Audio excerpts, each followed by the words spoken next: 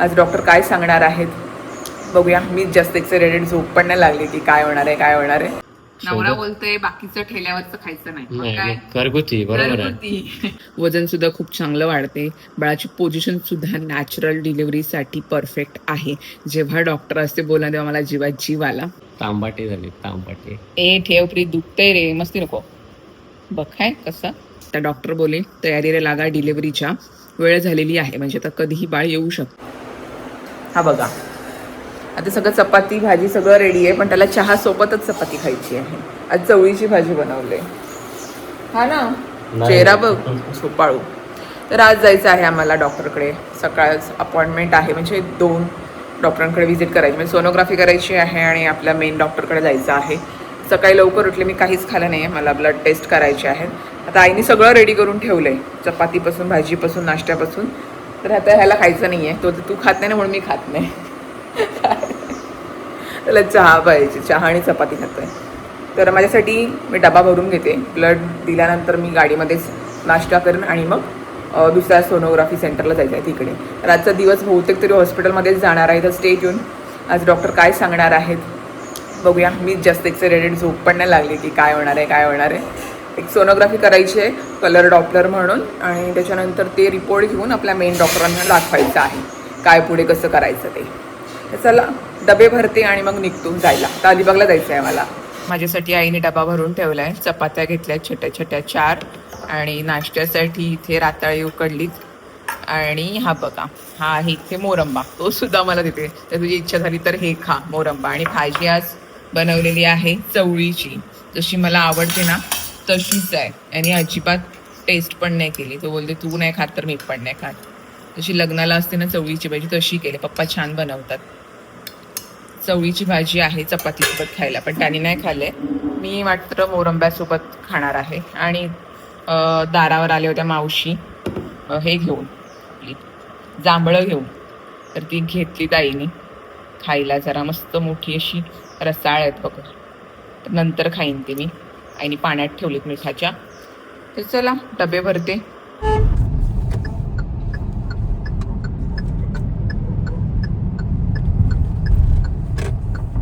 Finally पोचलो आम्ही अलिबागमध्ये, आणि आता आम्ही चाललोय लॅबमध्ये ब्लड टेस्ट करायला. इथं आल्यावर काय होतं, माझे ना वेन्सच मिळत नाही, म्हणजे नसा असतात ना त्याच भेटत नाहीत. सगळ्या दोन्ही हातातून बघत असतात, एकदम बारीक आणि फाईन आहेत. मग कधी इथून वगैरे काढतात. सो चला देऊया ब्लड. या मंडळी उसाचा ज्यूस प्यायला. दमलाय बघा कोण. ऊन लागते. 11 वाजले. आमचं काम झालं. सोनोग्राफी सेंटरमधून निघालो. आता मेन डॉक्टरकडे चाललो रिपोर्ट दाखवायला. त्याच्या आधी थोडासा थंडगार उसाचा ज्यूस पितोय, जर बरं वाटेल. ऊन लागतोय. आता जाऊन काय गाडीकडे बसायचंय, गाडी उतरायचंय. चेहरा बघ कसं चाललाय माझा. हो, अजून डॉक्टरकडे किती वेळ लागते माहित नाही. भाकरी वगैरे खाली जरा बरं वाटते आता. छान वाटते. छान वाटते मला तर एकदम मग काय वाटते. बाळाला बघायला मजा वाटते ना स्क्रीनवर. डॉक्टरची जेव्हा विजिट असते तेव्हाच आपल्याला बघायला मिळतं. तर चला आता मी बडबड कमी करते आणि ज्यूस पिऊन घेते.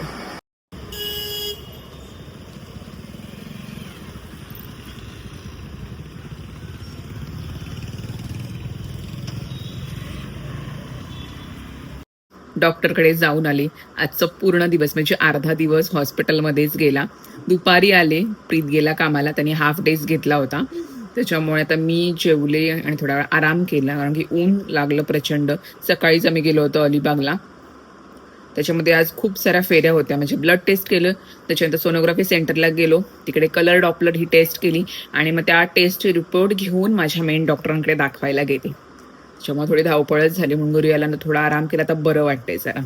आणि फायनली सगळं काही व्यवस्थित आहे. आणि आता फायनल स्टेजवर आलेले आहे. प्रेग्नन्सीचे काही दिवसच राहिलेले आहेत. सगळं काही व्यवस्थित आहे. बाळसुद्धा खूप छान आहे. वजनसुद्धा खूप चांगलं वाढते. बाळाची पोझिशनसुद्धा नॅचरल डिलिव्हरीसाठी परफेक्ट आहे. जेव्हा डॉक्टर असते बोलला तेव्हा मला जीवात जीव आला. सगळं काही व्यवस्थित आहे. आता डॉक्टर बोले तयारीला लागा, डिलिव्हरीच्या वेळ झालेली आहे, म्हणजे आता कधीही बाळ येऊ शकतं. 2 ते 3 आठवड्यामध्ये डिलिव्हरी होऊन जाईल. मग आता हा तुमच्यापर्यंत ब्लॉग जेव्हा पोचेल तेव्हापर्यंत मे बी मला 36 आठवडे पूर्ण होऊन गेले असतील. 37व्या मध्ये असेल मी. 37, 38, 39 मे बी गेलो तर पुढे आपण. काही जण पूर्ण महिने घेतात, काही जण नाही घेत. It's depend. तर डॉक्टर बोलले होती तुमची बॅग रेडी पाहिजे हॉस्पिटलची, कधीही तुम्हाला यावं लागेल.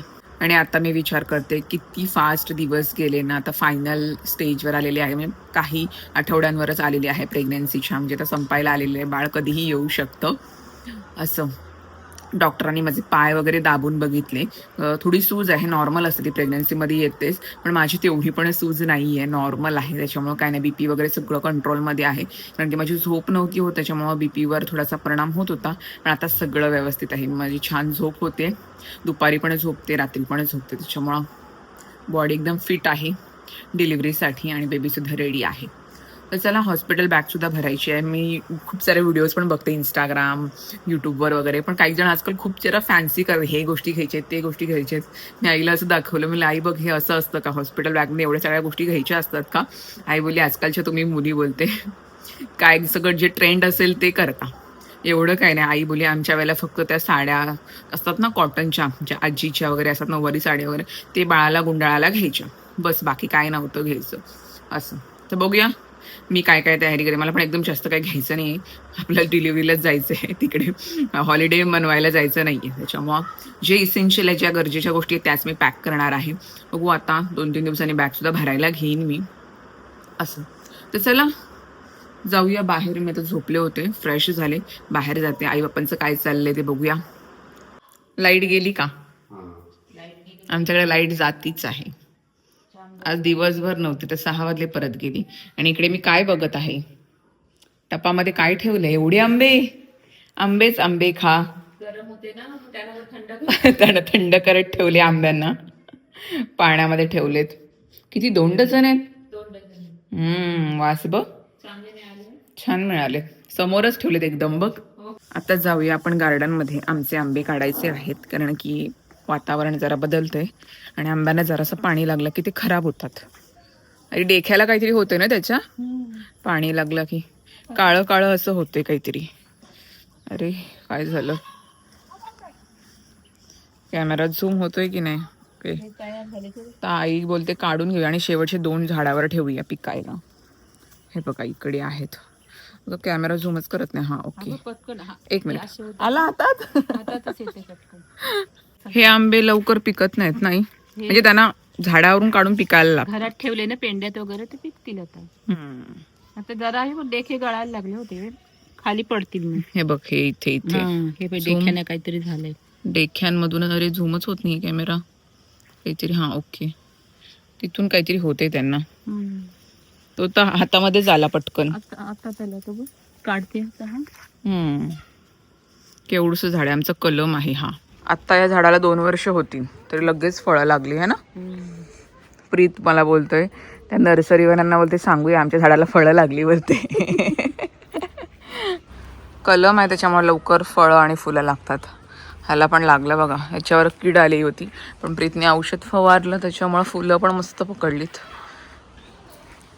पांढरा जास्वंद, ते सुंदर आहे फुल. हा आमच्याकडे श्रीरामनवमी आणि हनुमान जयंतीला ही फुलं वापरतात, म्हणजे देवासाठी गुलालामध्ये मिक्स करून गावाकडे असं आहे.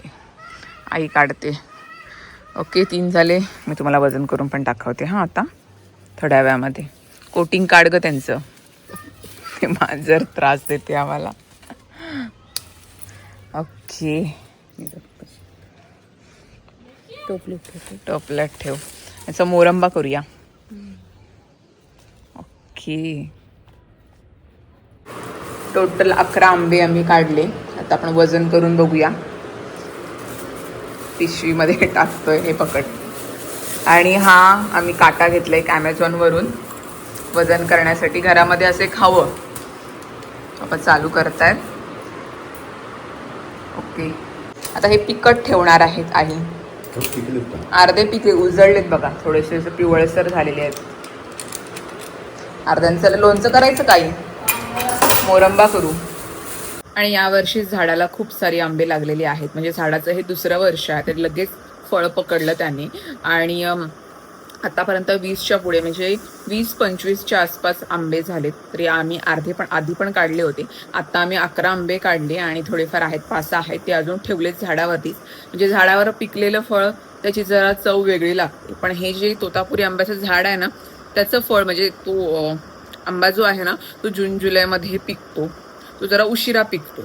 पण आता अशी कंडिशन आहे की आमच्या कंपाऊंडला जाळी मारलेली नाहीये, गेट नाही मारलेला आहे. त्यामुळे कोणीही माणूस आतमध्ये घुसू शकतो, फळ काढू शकतो.